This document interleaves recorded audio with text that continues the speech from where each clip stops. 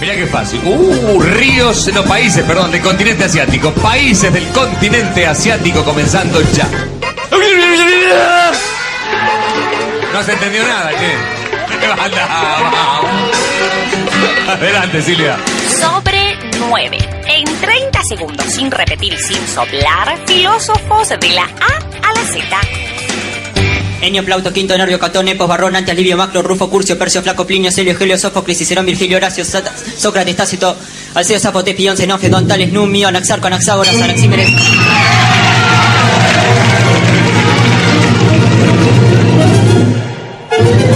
Diccionario de filósofos.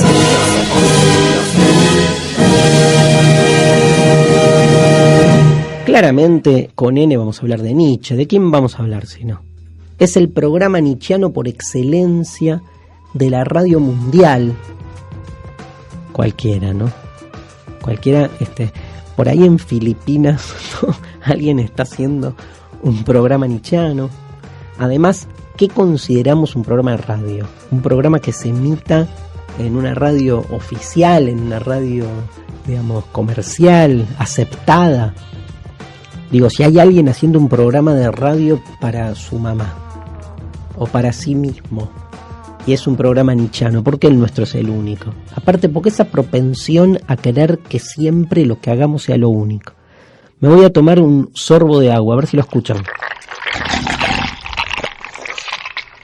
Creo que se escuchó como el... No. Vengo medio aturdido, pero ya va a salir por qué a lo largo del programa. Acá hay muchos oyentes que están pensando ¿por qué no deja de hablar pelotudeces y se pone a hablar de Nietzsche? Bueno, hablemos de Nietzsche. Pero para hablar de Nietzsche, vamos a pasar un audio de una película increíble que nos trae Mariana Collante, que es la película Mi amigo Nietzsche, una película brasileña. Escuchamos un poco de ella. Mas eu não consigo nem ler o nome da capa. Nietzsche. Foi ele que escreveu esse livro. Ixi, que amigo é esse? De onde ele é? Quem é a mãe dele? Eu não sei, só sei que o nome dele é Nietzsche. Nietzsche? Que nome é esse, menino? Onde é que ele mora? Avaliar é criar, professor. Sem avaliação, a existência seria o... Mas as notas dele melhoraram em tudo, hein? É, mas olha pra ele. Eu quero falar é de superação, ser super-homem. Vocês querem voltar a ser animais ou vocês querem ficar acima do homem? Ser super-homem! Super-homem! Super-homem! Super-homem!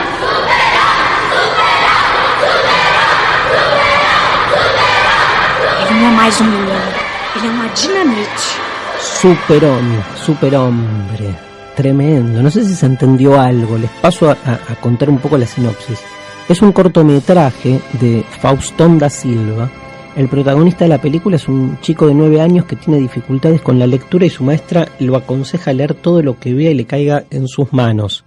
Primero lee los letreros, las propagandas, anuncios diversos que encuentra a su alrededor, y casi por azar se le aparece a él un libro sobre Nietzsche. Y entonces el chico empieza a leer este libro y inocentemente comienza a interpretar su tesis del superhombre y su proclama de la muerte de Dios. El pequeño lleva a sus amigos del barrio estas ideas y se convierte de algún modo en su líder. ¿Está en YouTube? Está en YouTube. Todo está en YouTube. Dios no ha muerto, se ha vuelto YouTube. Es muy impactante cuando Nietzsche nos penetra. Tremendo, ¿no? Tremenda afirmación en los lindes de la pornografía. Pero ¿hay algún tipo de penetración existencial importante que genera la filosofía de Nietzsche? O sea, yo he leído Nietzsche desde distintos lugares. Lo he leído en su original, lo he leído por otros autores, he escuchado clases, he asistido a cursos, y se nota cuando, digamos, uno hace cuerpo, incorpora muchas de las ideas de Nietzsche y se siente como conmovido, y cuando uno realmente habla de Nietzsche como si hablara de, no sé, de Alfio Basile, de cualquiera, digamos, de un deportista, de un político, ¿sí? ¿Por qué me salió Alfio Basile? No sé, después lo pienso. Pero, digamos, el que se abre realmente a la literatura de Nietzsche. Y para mí Nietzsche es literatura antes que filosofía, o una filosofía como un subgénero dentro de la literatura. Yo me acuerdo, y voy a hacer muchos paréntesis hoy, yo me acuerdo cuando era chico y empecé a estudiar filosofía de un profesor que decía: Nietzsche no es filósofo, es escritor, y todos lo bardeábamos, le tirábamos con todo, le decíamos discriminador, cerrado, conservador, y hoy increíblemente comulgo con esa idea, pero con un sentido exactamente inverso a lo que quería decir este buen hombre. O sea, para mí es un escritor antes que un filósofo, porque creo que la filosofía es un género literario y que llega mucho mejor en la medida en que esté bien desplegada en su estética literaria. Entonces, cuando uno lee a Nietzsche y se siente de algún modo, como decía antes, llevar por su filosofía, bueno, algo pasa, porque es impiadoso, provocador, es un autor, digamos, que no tiene pruritos, no es políticamente correcto. Uno después hace el trabajo de disección conceptual que quiera. Digamos, yo para enamorarme de Nietzsche tuve que negarle la mitad de las cosas que le leí, porque si no me consideraría un psicópata. Pero no está mal, digamos, agarrar y tijeretear de un autor lo que uno quiera, sin negarlo, ¿no? Sin decir, no, Nietzsche no dijo eso sobre la mujer, o Nietzsche no dijo eso sobre... No, sí, lo dijo, pero bueno, no me hago cargo. No me hago cargo no significa que soy un falso o que soy poco serio, significa que lo interpreto de un modo que me permite por ahí potenciar ciertas ideas por sobre otras. ¿Cuál es el planteo básico de Nietzsche?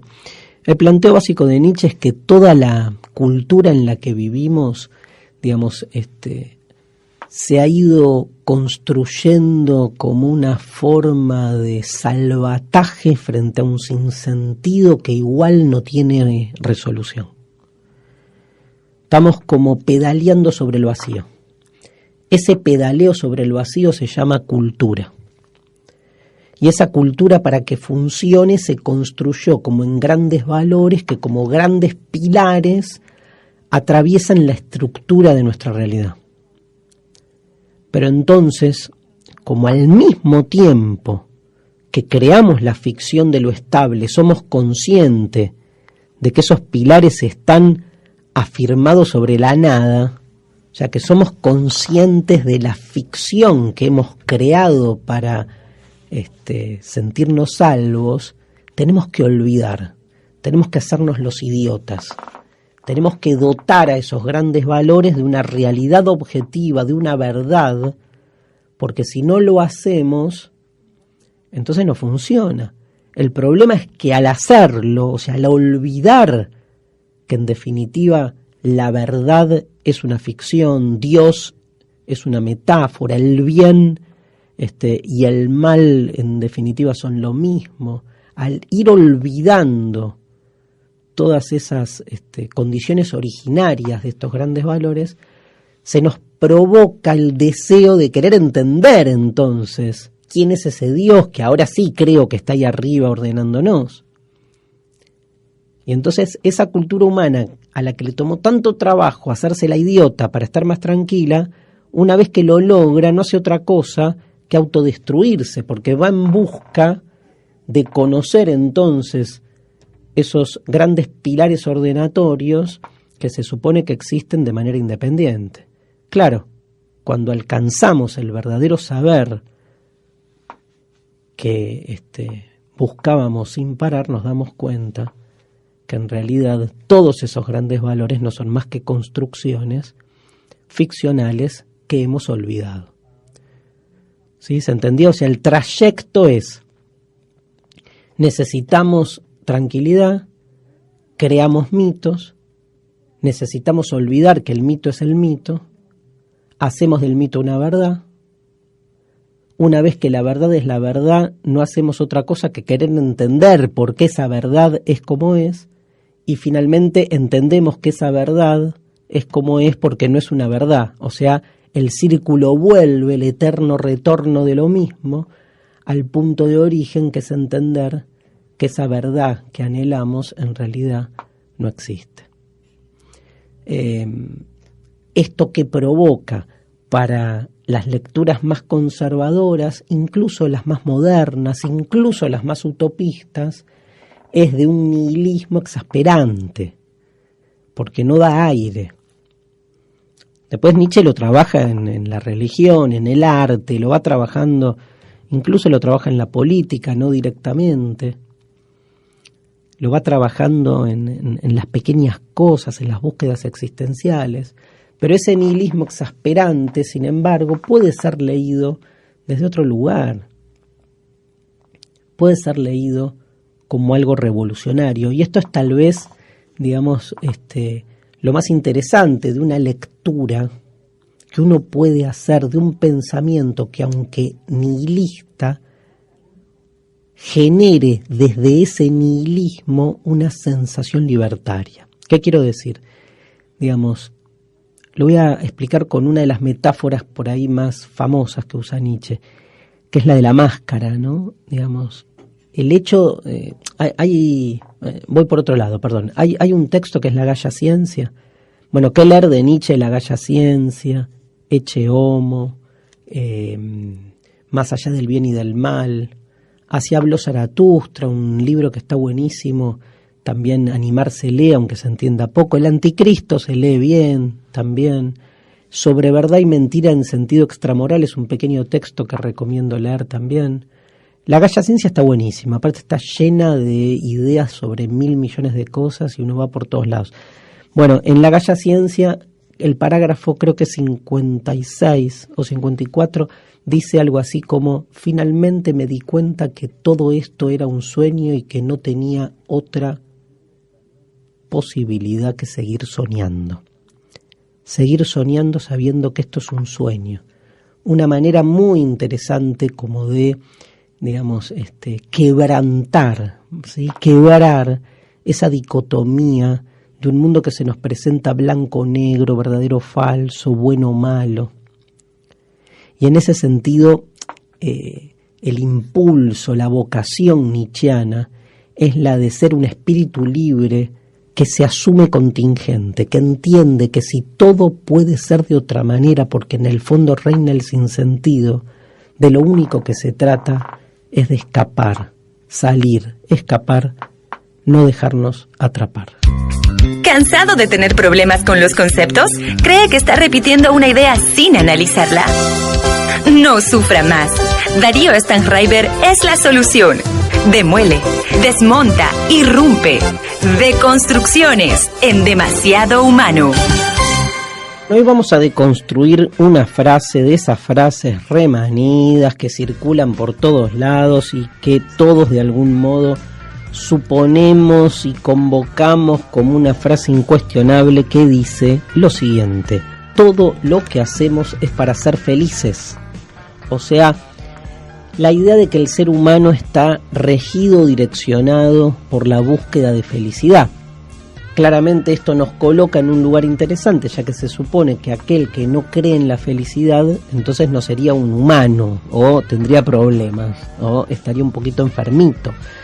Bueno, no sé si están así, vamos a ver de qué hablamos cuando hablamos de felicidad, y aparte, como siempre pasa, cuando una verdad se instala de manera tan hegemónica, tan instalada, ¿no? Esa supina instalación de una verdad que se vuelve sentido común. Ya hemos aprendido en filosofía que es cuando más tenemos que desconfiar, y más cuando después un organismo como las Naciones Unidas hasta se toma la atribución de decretar un Día Internacional de la Felicidad. Muchachos, ¿pero qué hacemos? O sea, los que somos infelices por naturaleza, ¿qué hacemos ese día? No nos levantamos, ¿no?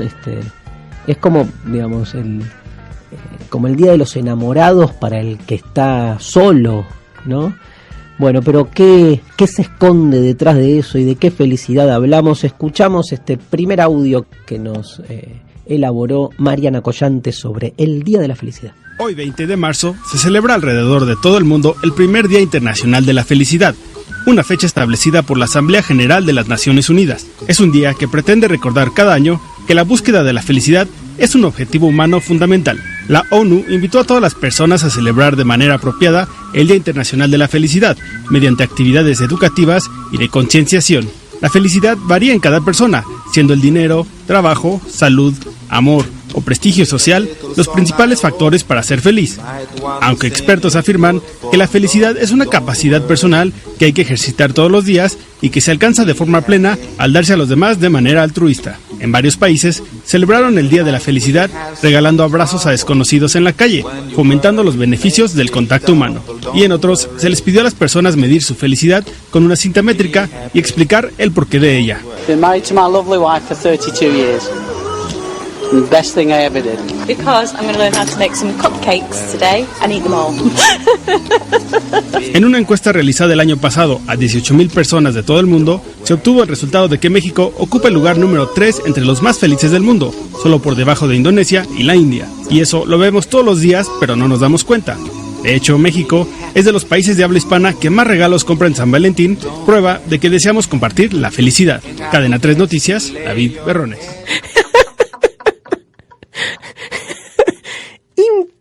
Impresionante. O sea, ¿de qué sirvió todo el informe si al final el buen periodista nos dice que México está entre los top 3, los 3 países más felices, pero no se dan cuenta? O sea, ¿de qué sirve ser feliz si no te das cuenta? No, por favor. Aparte ya descreemos o sea, Indonesia primero, India segundo. India primero, Indonesia segundo y México tercero. Este ranking falta que diga todo bien con los indonesios, que ni sabemos, ¿no? Pero felicidad, o sea, como no era el capitalismo el productor número 1 de la felicidad en cuotas para todos, y viene la India con la mortalidad que hay, con la pobreza, bueno, con la distribución de la riqueza, la injusta distribución de la riqueza, evidentemente acá parece que la felicidad tiene que ver con otra cosa. Igual ahí el periodista fue como mezclando todo, ¿no? Que un poco hace al planteo filosófico. Él los iguala. Él dice, bueno, algunos encuentran la felicidad en el dinero, otros en el placer, otros, o sea, da igual, ¿no? Una cosa que otra. Claro que la felicidad puesta en el dinero supone infelicidad para otros, ¿no? O sea, felicidad para algunos e infelicidad para otros. Ese complejo mapa de descompensaciones evidentemente no se lo ve. ¿Qué es la felicidad? Bueno, a ver, difícil, pero digamos, vendría a ser, hay diferentes maneras obviamente de definirla. Yo lo que quiero diferenciar son dos cosas.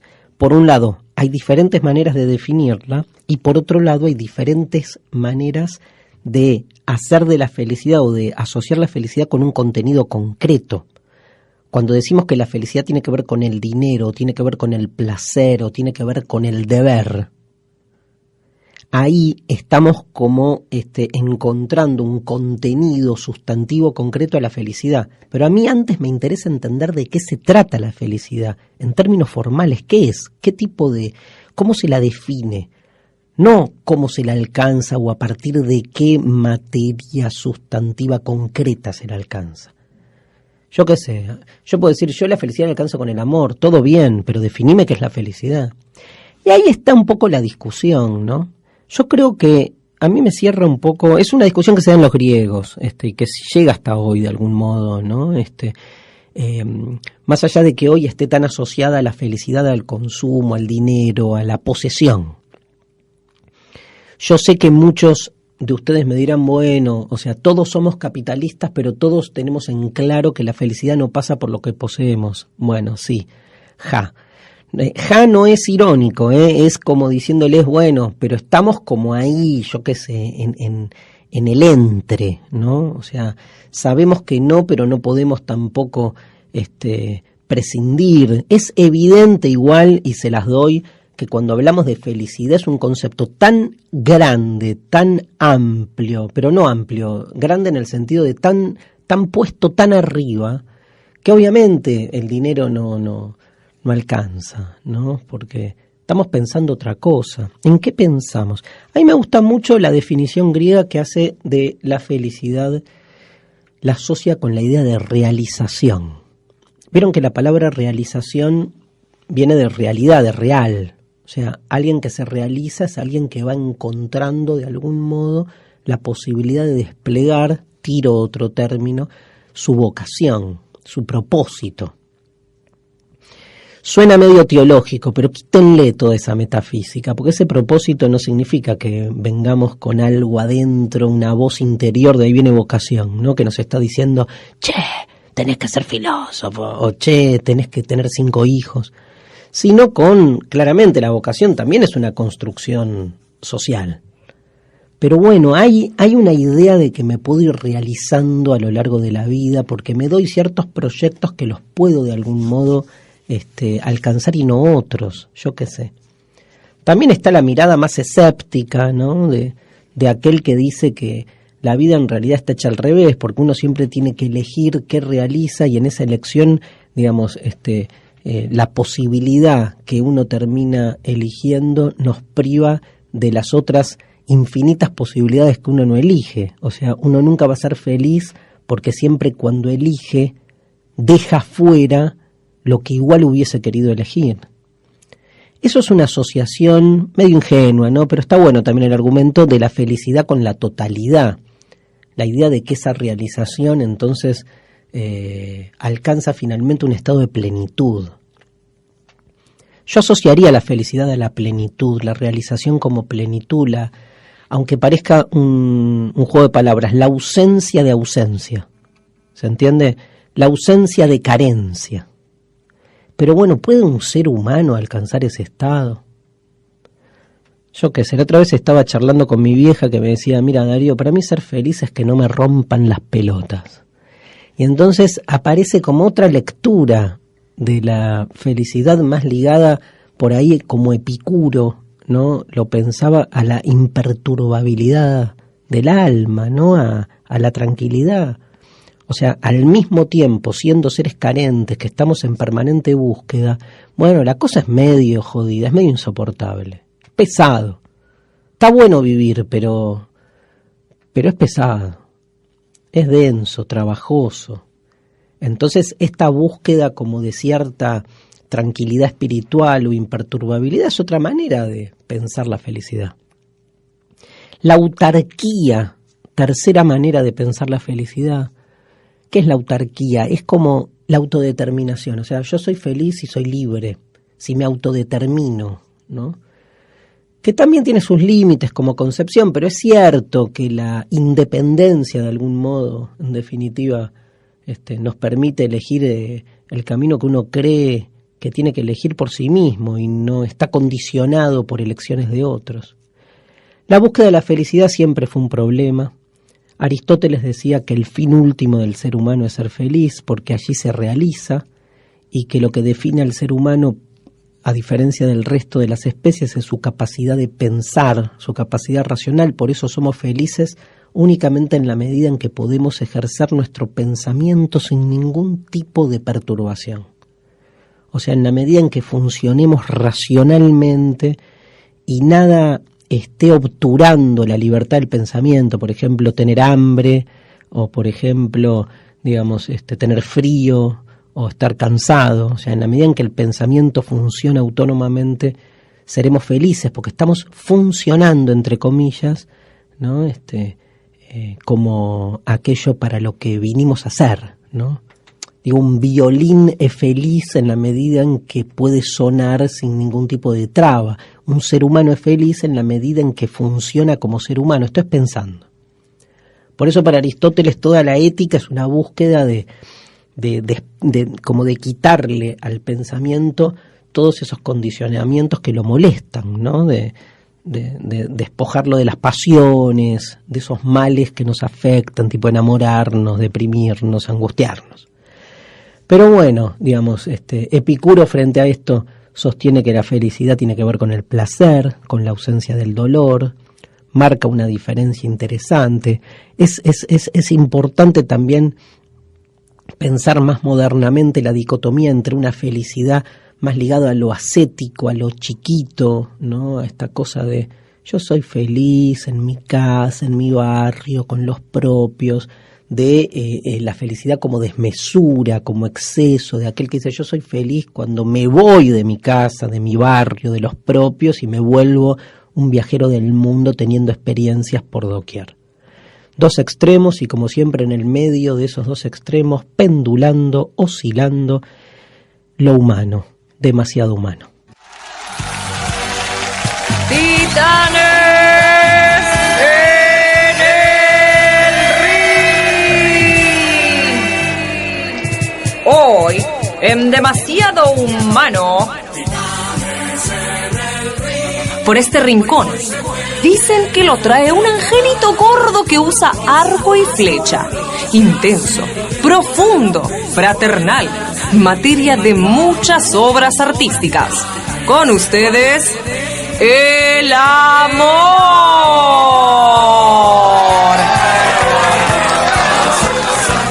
Y por la otra esquina, unión fruto de un ritual, lazo reconocido socialmente, convenio entre dos personas. Con ustedes, el matrimonio.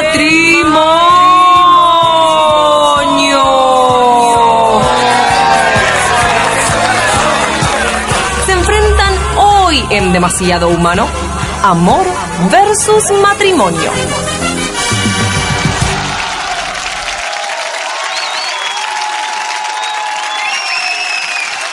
¿Y el amor eterno? ¿Existe el único amor? El amor para toda la vida. No. El de los 53 años de casados. Hay que tener un poco de fe poética y operar como si existiera.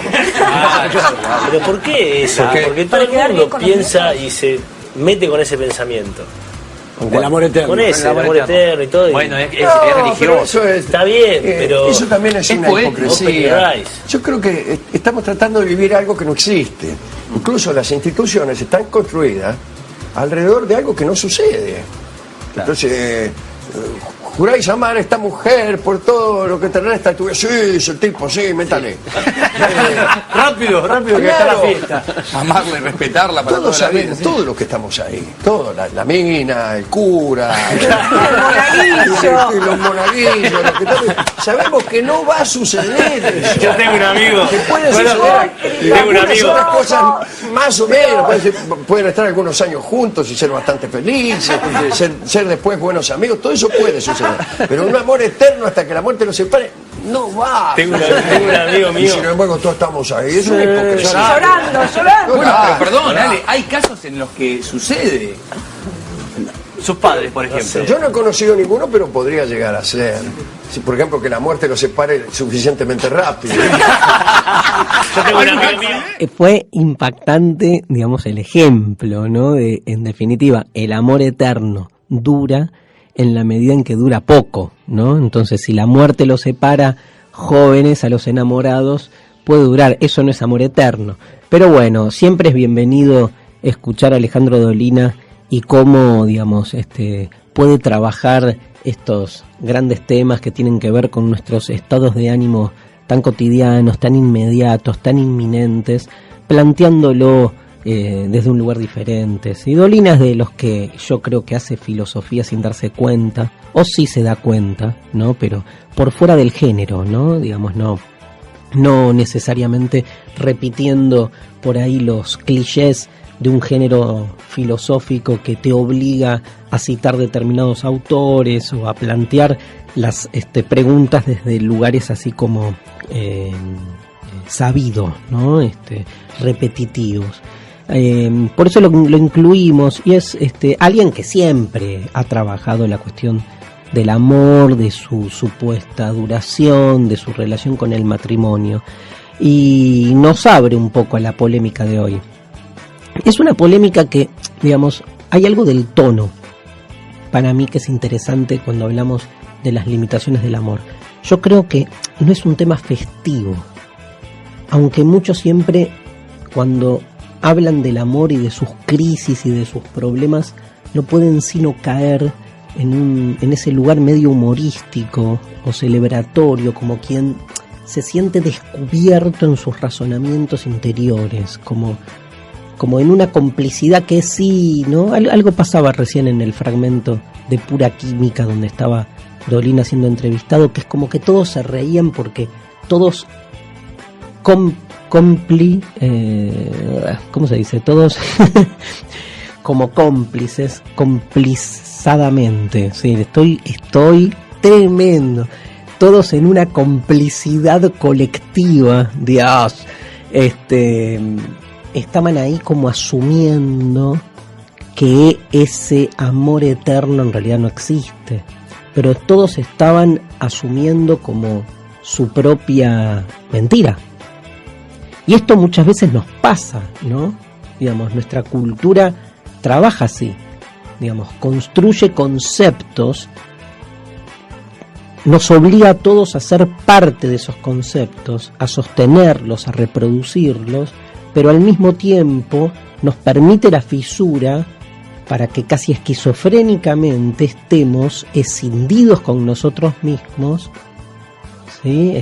Autocuestionando esa aceptación, digamos, inocua, esa aceptación acrítica.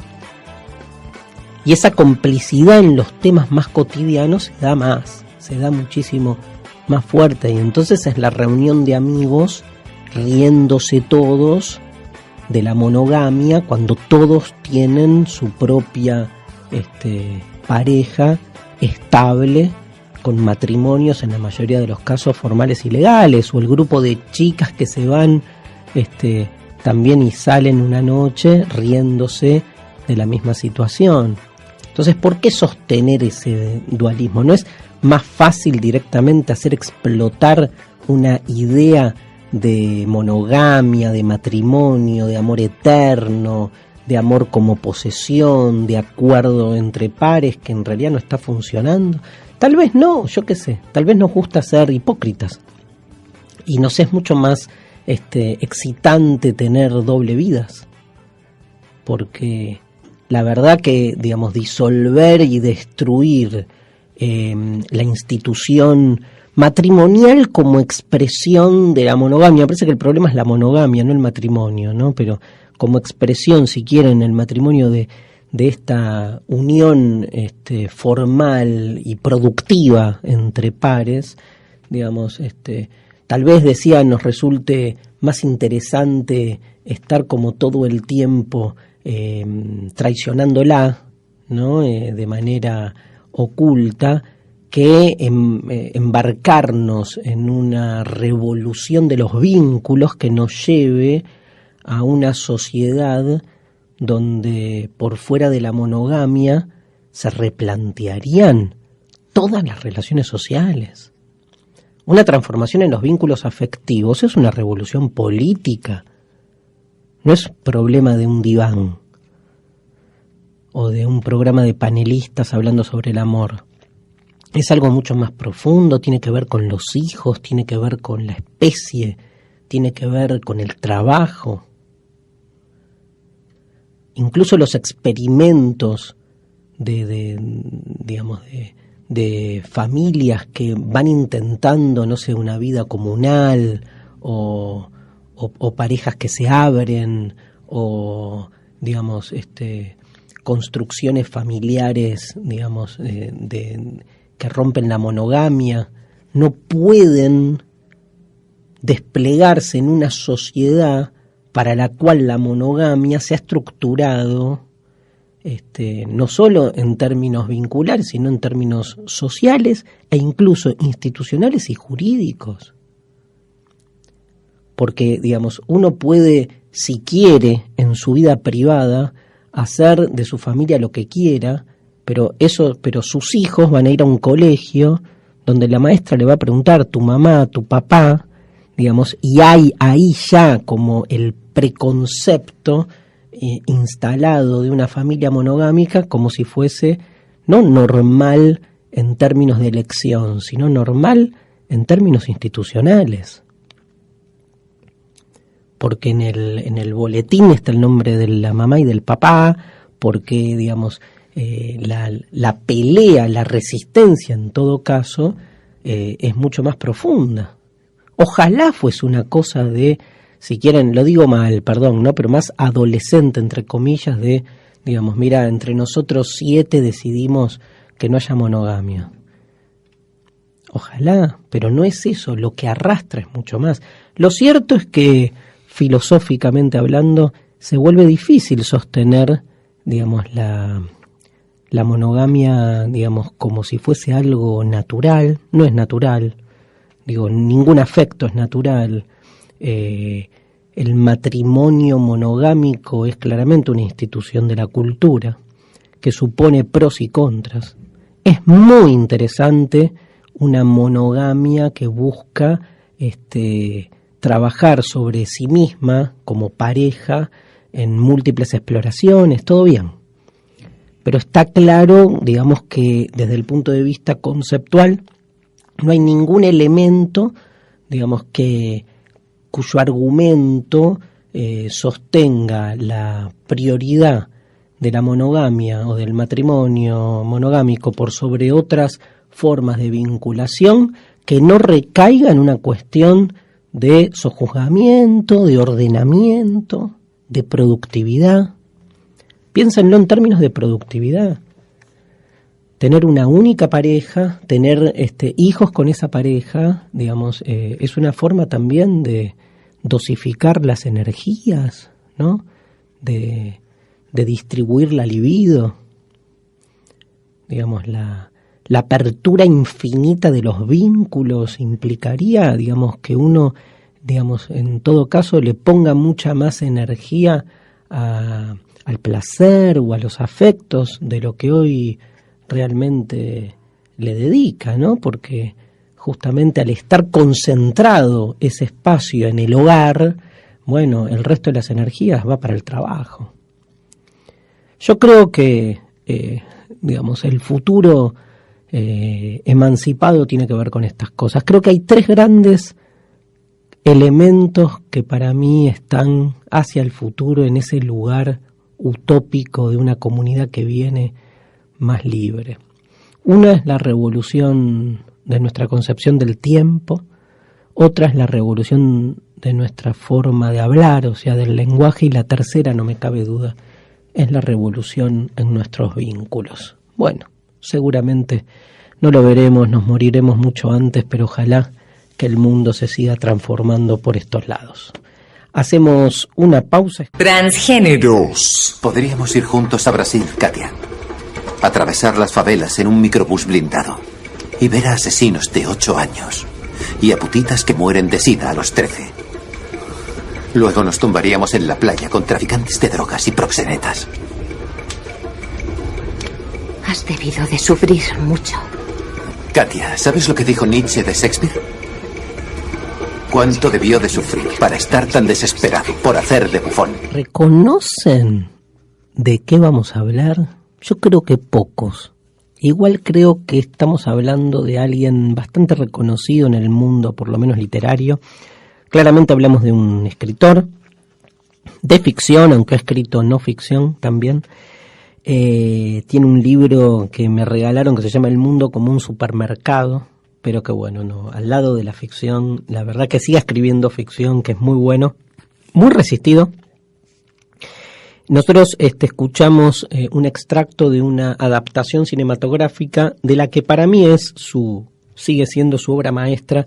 Acepto que no leí su última novela, que creo que se llama Sumisión, que acá Mariana me dice que la lista entera ya, y está buenísima.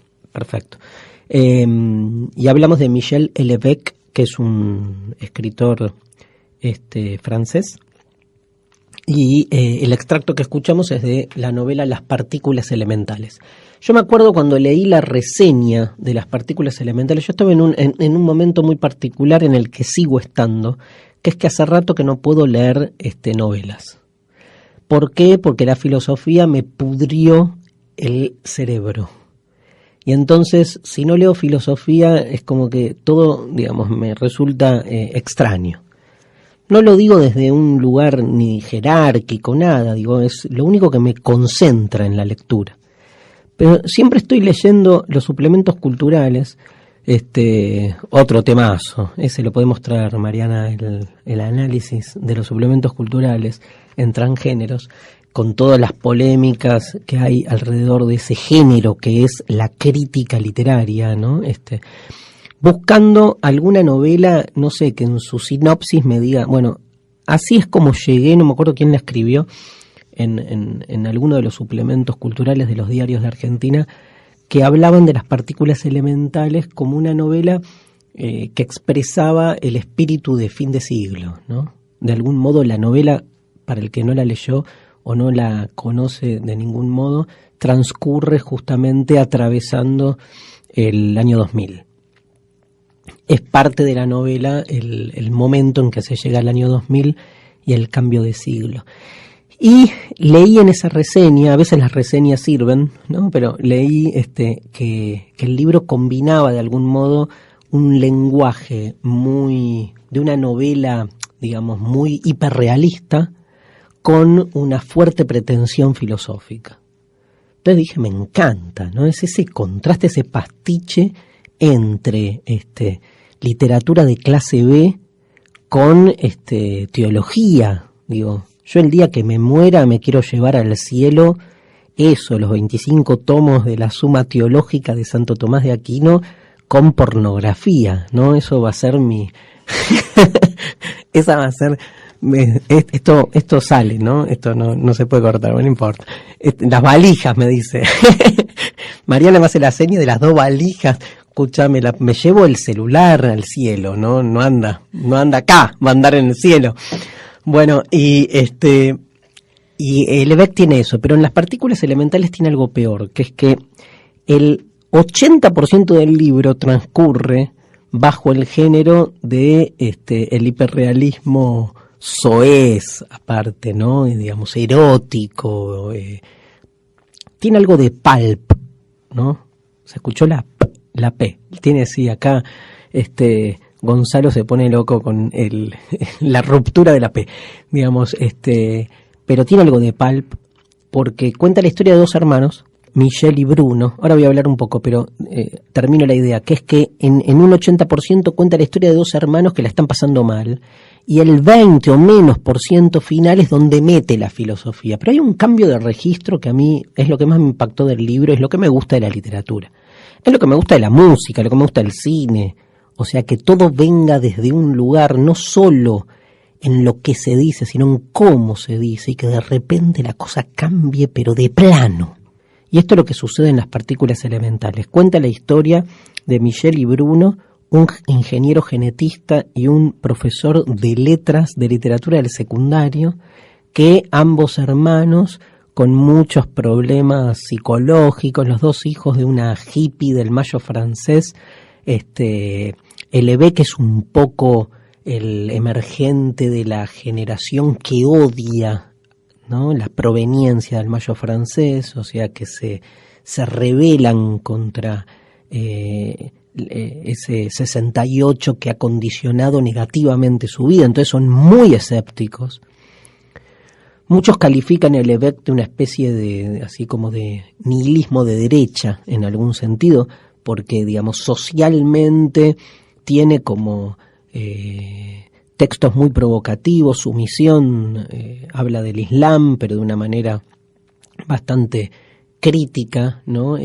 Yo leí Plataforma, que también es una novela donde hace de los grupos islámicos, los coloca en un lugar de un fundamentalismo violento. O sea, es un provocador, pero en esa línea europeizante que ha construido del Islam ese gran otro al que hay que dejar de lado, ¿no? Digamos, una especie de progresismo de derecha, como se gusta decir ahora, porque tiene, por otro lado, la cosa más subversiva del escritor nietzscheano. Es muy nietzscheano, que juega subversivamente con las ideas, con las imágenes, con las palabras. Pero bueno, con un propósito más de salvación individual que otra cosa. Michel y Bruno la están pasando mal en este mundo, y lo que nos cuenta Lebec es como el desarrollo de vidas sin sentido, de vidas en crisis, y lo extraordinario de la novela es que llegado un momento, cuando ya el relato de ambas vidas va hacia la decadencia absoluta, hay un corte en el libro, y el libro recomienza, pasados los siglos, pasados los años, con una especie de mundo del futuro en el cual se está celebrando la muerte del último niño nacido de vientre materno, porque en ese mundo del futuro ya se ha oficializado que la reproducción de la especie humana es a través de la clonación. Y el gran inventor y promotor de esta ingeniería genética es Michel, uno de los dos hermanos, de ahí la relación. Pero es increíble la descripción que hace Lebec de ese mundo venidero, que a diferencia de todas las lecturas apocalípticas que entienden siempre que el final de la reproducción natural de lo humano supondría el fin de lo humano, como algo negativo, como una pérdida, Lebec lo coloca en un lugar de, al revés, ¿no? De emancipación, de libertad. O sea, en ese sentido es más un tecnofílico, ¿no? O sea, entiende el avance que esto provoca. Tiene sus ambigüedades también, pero sí el avance que esto provoca en una sociedad que si se libera de la reproducción natural de la especie, va a encontrar nuevas motivaciones y nuevas potencialidades, incluso para un cuerpo que hoy está todavía obligado, encarcelado en estos prejuicios, digamos, que tienen un fuerte asidero natural. Digo, por más que nos hagamos los cancheros y digamos que el amor, el sexo, la reproducción, el placer son todas instancias o esferas independientes, todas están de algún modo asociadas. Por más de que no hagamos otra cosa que intentar deconstruir esa relación entre estas categorías, digamos, la deconstrucción se ejerce porque lo que está construido es que vienen juntas. Ahora, como dice Lebec en su novela, el día que la clonación sea el único método de reproducción de la especie, bueno, ya la sexualidad y la reproducción no van a tener nada que ver. ¿Se imaginan eso? ¿Se imaginan pensar, por ejemplo, la maternidad con todo lo que implica luego como derivación y consecuencia en los vínculos afectivos? ¿Cómo van a ser las relaciones con nuestros hijos? El placer, el mismo placer, cómo va a distribuirse desde otro lugar. Una boludez, ¿no? El complejo de Edipo. ¿Cómo pensar algo que estructura nuestra subjetividad si no hay más madre en un sentido natural? Entonces hay un avisoramiento hacia el futuro de un mundo diferente que choca fuertemente con una descripción muy decadentista de esa Europa que llega al final del siglo XX sin ninguna de sus utopías cumplidas. Las partículas elementales, el transgénero de hoy, una novela, no habíamos nunca hecho una novela, se las recomiendo fuertemente y cerramos el programa número 14 sin vino ni whisky, sin borrachos de filosofía, con uno de los temas de la banda de sonido de la película Las partículas elementales, que es alemana o norteamericana, alemana, es alemana, yo creo que la vi. Creo que la vi, significa que algo está fallando. Bueno, bienvenida clonación en el futuro, ojalá me clonen el alma. Van Morrison, escuchamos la canción It's All Over Now, Baby Blue. Esto es Demasiado Humano. Nos vemos en el próximo programa. Conducción, Darío Stanraiver. Producción, Mariana Collante. Locución, Yamila Blanco. Presentó este programa Aruna, la Asociación de Radios Universitarias Nacionales Argentinas.